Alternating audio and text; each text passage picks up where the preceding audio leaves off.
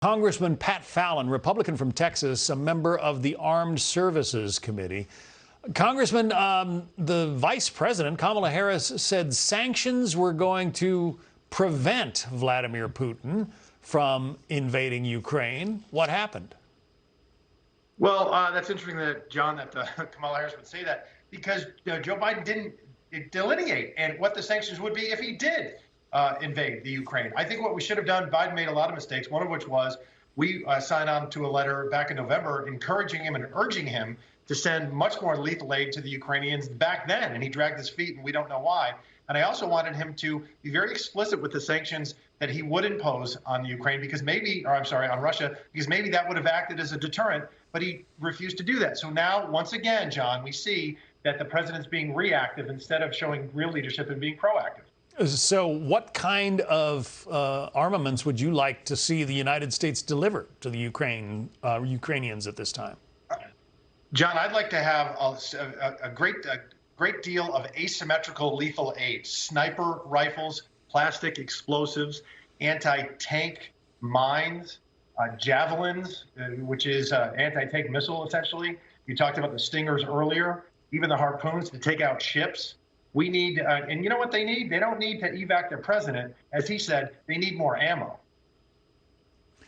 The Polish border, obviously, right there against Ukraine, and Poland is a NATO member. It should be relatively easy and quick for the United States and other NATO nations to start delivering that kind of equipment, would it not? Yes, John, and we should be doing it again. We should have been doing it months ago, but there are 4 NATO allies that border the Ukraine: Hungary, Slovakia, Romania, and Poland. And we should do it because this is Vladimir Putin clearly resents the verdict of the Cold War. And he's living in the past, and that ship has sailed, and he has to confront the realities of the present. But, John, he got away with it in 2008 in Georgia. He stole 2 provinces. He got away with it in 2014 when he stole the Crimea, and he thinks he's going to get away with it now.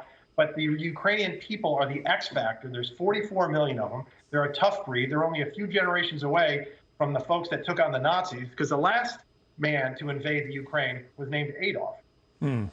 There was some hesitation on the part of the U.S. and other countries to kick Russia out of the SWIFT banking system because the fear was that it would just lead Russia and China to sort of create their own counterbalance to it. Is that still a possibility, do you think?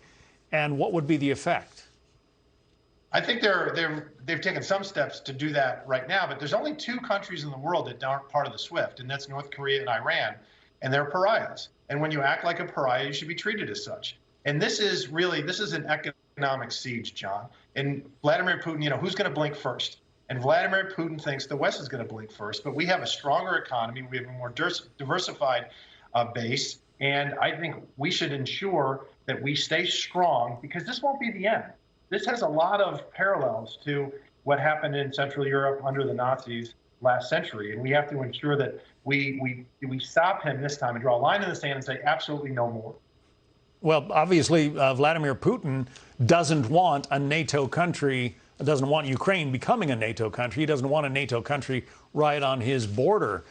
But there's more to it than that, isn't there? Well, yeah, and let's be really honest. 30 years ago, the NATO didn't ask those Eastern European countries to join. Those Eastern European countries asked NATO to join because they really feared, and they were obviously they had a lot of vision. They shared a resurgent Russia.